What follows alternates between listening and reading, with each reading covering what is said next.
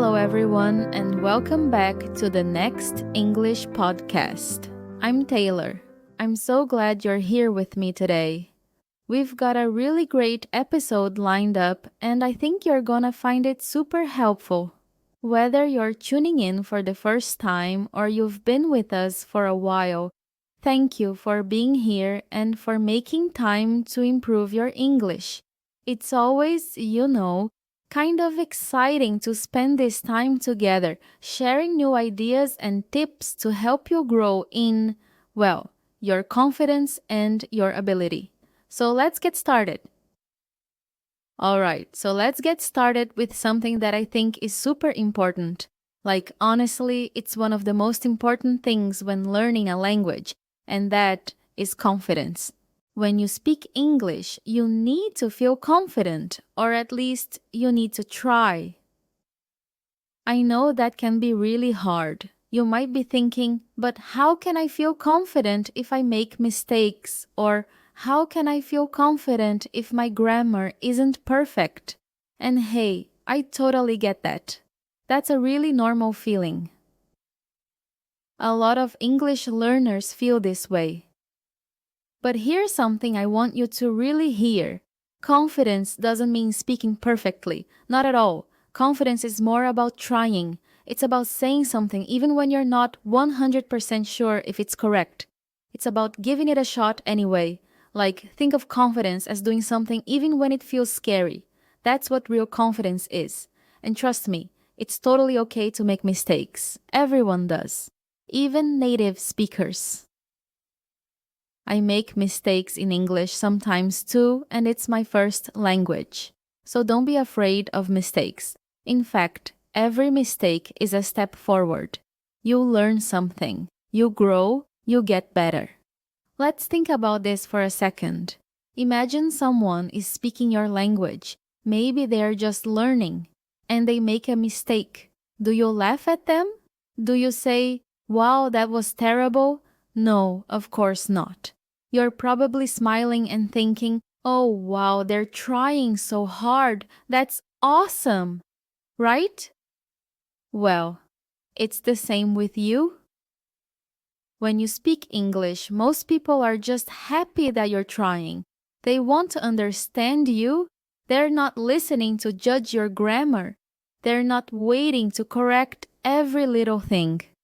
Honestly, most people are really supportive. And just knowing that people want to understand you and not judge you, that can really take away a lot of the pressure. You don't have to be perfect to connect with people. You just have to be brave enough to try. So here's a tip. Start small. You don't have to give a big speech in English tomorrow. That would be too much. Just begin with something simple. Try saying 1 or 2 sentences in English to a friend or coworker. Or maybe practice something in your head first, like what you might say when ordering food at a restaurant. You can even talk to yourself. I do that all the time in other languages. For example, when you're at home, try saying a few English sentences out loud, like, "I'm gonna make some tea," or "Today I feel happy." These small things really help build your confidence. And yeah, it's like a muscle. Confidence is like a muscle. The more you use it, the stronger it gets. The first time might feel really scary, but the second time is a little easier. And then it gets easier and easier. Every time you try, you're training that confidence muscle. And here's one more thing. Celebrate your wins. Seriously, even the small ones. Like, did you introduce yourself in English today? That's amazing. Did you ask someone a question in English? That's huge. Every little step you take is progress, and you should feel proud of that. Sometimes we forget to give ourselves credit, but it's so important. So next time you do something brave in English, tell yourself, "Nice job," because it really is a big deal. So remember, confidence isn't about being perfect. It's about showing up. It's about practicing. It's about being okay with not knowing everything. And with time, that confidence will grow more and more. You've got this.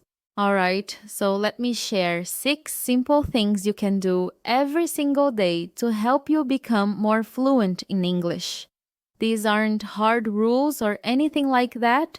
You don't have to do them perfectly, and you don't need to do them all at once. But if you try to make them a part of your daily routine, even just a little, it can really help your English improve over time. So let's go through them together. First, and this one is super important, listen to English every day. Really, every day. Now, that doesn't mean you need to sit down with a textbook and study grammar rules for hours. No, not at all. Just find something you enjoy listening to in English. It could be a podcast, like this one, of course. Or maybe your favorite music, a movie, or even a YouTube video.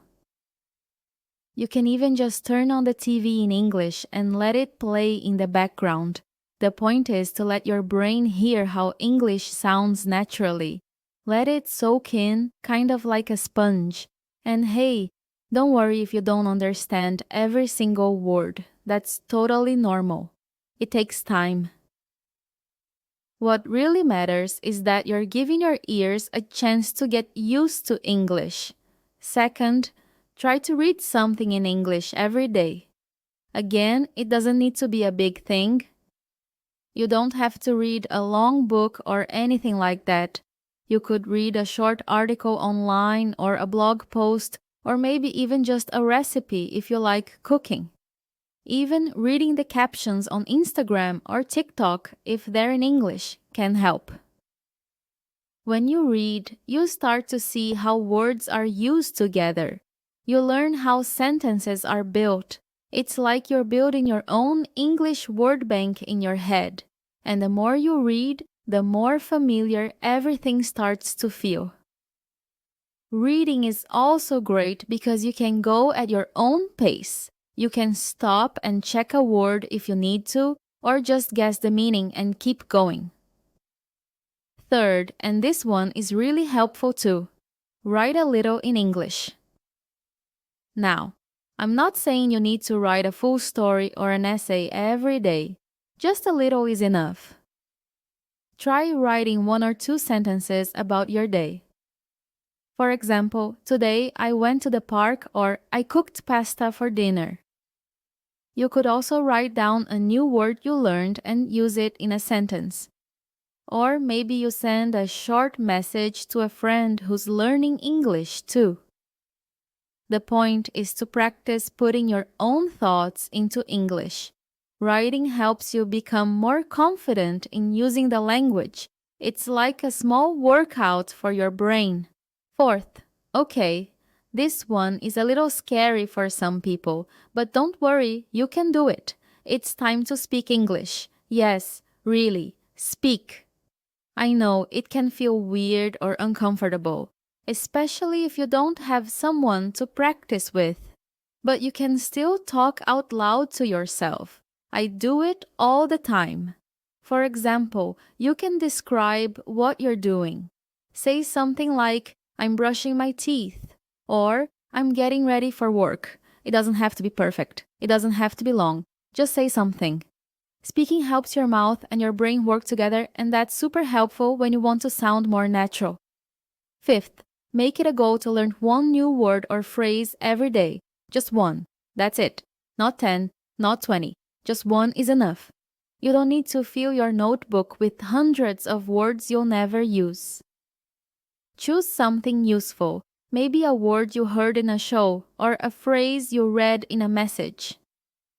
If you use an app like Anki or Quizlet, you can save that word and practice it later too. And try to use the word in a sentence, maybe by writing it down or saying it out loud. Learning 1 word a day might not sound like much, but over a year, that's 365 new words. That's a lot. And last but not least, number 6, and this is one I really love. Reflect. Take just a minute at the end of your day to think about what you did in English. Ask yourself, did I listen to something in English today? Did I read a little? Did I write? Did I speak? It's a great way to see how much you've done, even if it doesn't feel like a lot. And when you notice your progress, even the small things, you start to feel more confident. It's like giving yourself a little high five. You're showing up and doing the work, and that's awesome. All right, let's quickly review what we've talked about today. We've been talking about something really important: confidence. Yes, confidence is key when you're speaking English. I know it's easy to feel nervous or shy, especially if you think your English isn't good enough. But guess what? Even native English speakers make mistakes all the time. Seriously, we forget words, say the wrong thing, or get mixed up too. So if we make mistakes, it's totally okay for you to make them too. What really matters is that you try. Don't worry about being perfect. That's not the goal. The goal is to practice, to learn, and to keep going. Every time you speak or listen or read in English, you're getting better.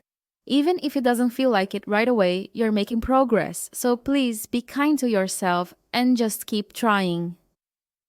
Now, I want to give you a small challenge. It's very simple, but also very helpful. Try to have just one little moment today where you use English. It doesn't have to be anything big. You could say hello to someone in English, or maybe you can write down one new word or one new phrase that you hear today. You could even say something to yourself in English while you're walking or cooking. These small actions may seem tiny, but over time, they make a huge difference. Think of it like brushing your teeth. You do it every day and your teeth stay healthy. It's the same with English. A little bit every day helps your English grow stronger and stronger. So don't wait for the perfect time or the perfect sentence. Just start with something small and do it today. You've got this, and I'm cheering for you. And that's a wrap for today's episode. Thank you so much for joining me. I'm so proud of you for, taking the time to improve your English. It's not like easy to put in that effort, but you're doing it. And that's what really counts. If you have a friend who's also learning English, why not share this podcast with them? It's always great to have someone to learn with, and, well, it could make their journey a little easier too. I'll see you again tomorrow with more tips and ideas to help you on your language journey. Until then, take care, keep practicing, and remember, every small step you take brings you closer to fluency. Bye for now.